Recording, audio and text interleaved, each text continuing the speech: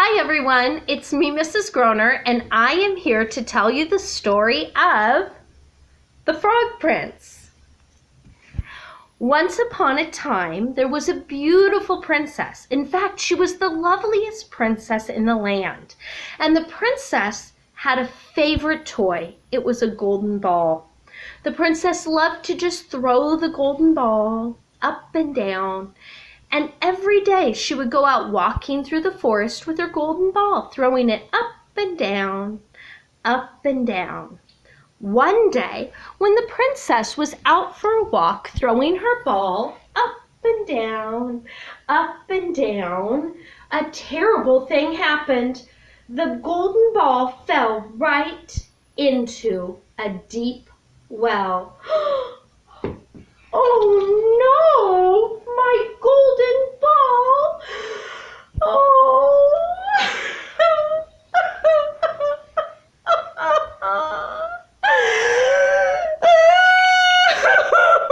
What will I do? It's my favorite thing in the world. It's my golden ball.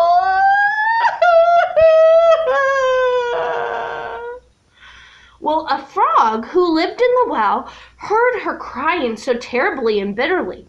So he came up next to her and he said, "Why, hello, princess. What's the matter? Is there anything I can do to help you?" "Oh, I dropped my golden ball. It fell deep in the well, and I can't get it, and it's my favorite thing in the world. Oh, I would do anything to get it back." "Oh, you would do anything?" asked the frog in his croaky voice.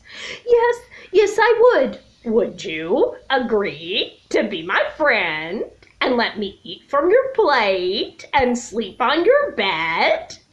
"Why, of course I would do that." "All right, then I will get your ball." So the frog told the princess he would get the ball, and he went down to get the ball. Well, the princess thought in her head as he was getting the ball, "That stupid slimy frog, I can't be his friend. I'm a princess. I live on the land. He lives with his friends in the well, and those slimy little guys just have to stay together and stay wet. How will I ever be friend to a frog? Ugh."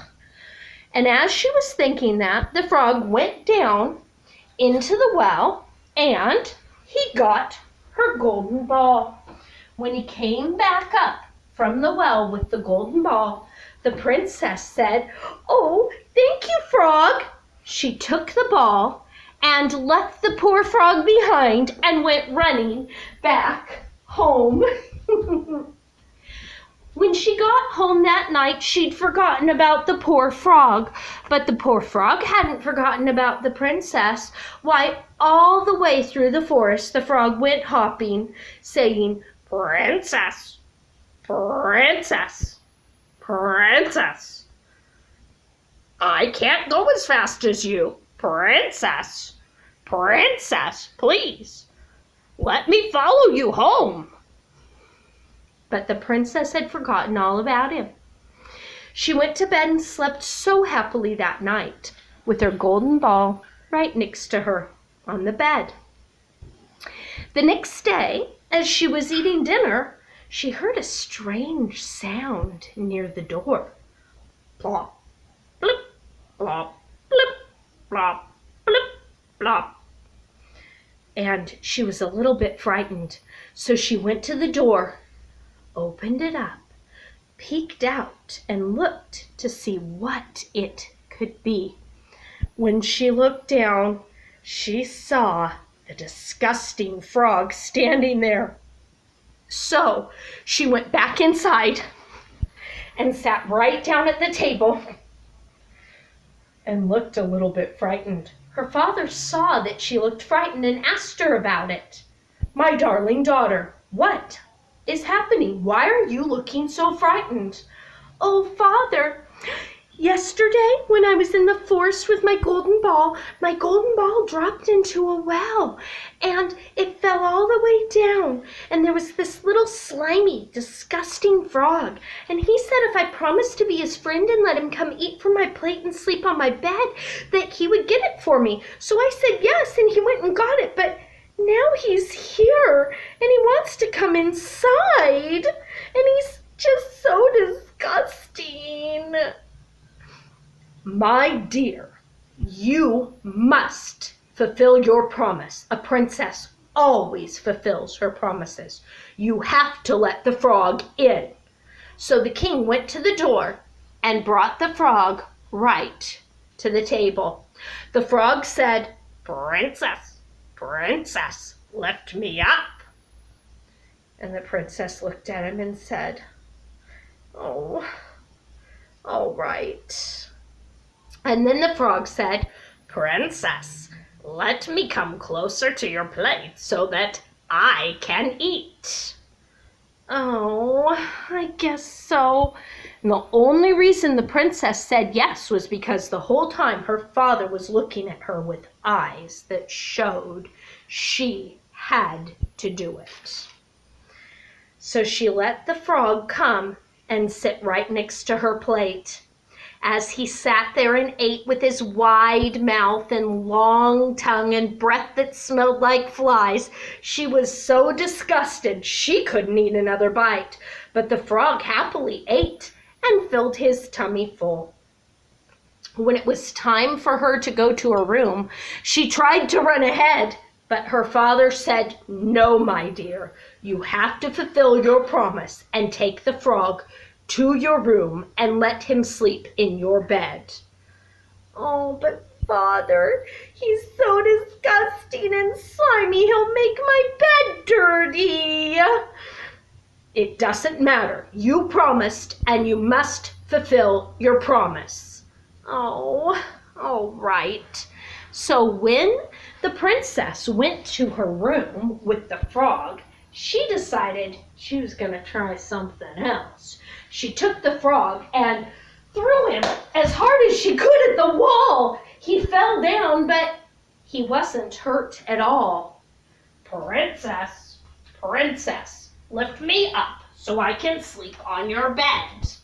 "Oh, okay, I guess so." So the princess lifted up the frog so he could sleep on her bed.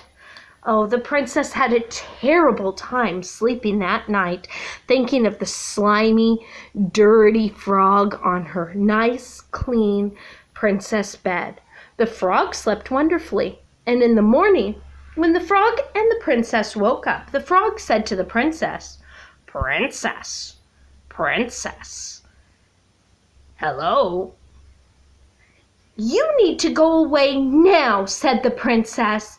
"I fulfilled my promise. I let you eat off my plate and sleep in my bed. There's nothing else I need to do. Go away and don't come back." "Oh, but princess, princess, you must show that I am your friend. The only way to do that is to give me a kiss." "What?" "Yes, you have to give me a kiss." "Oh, no."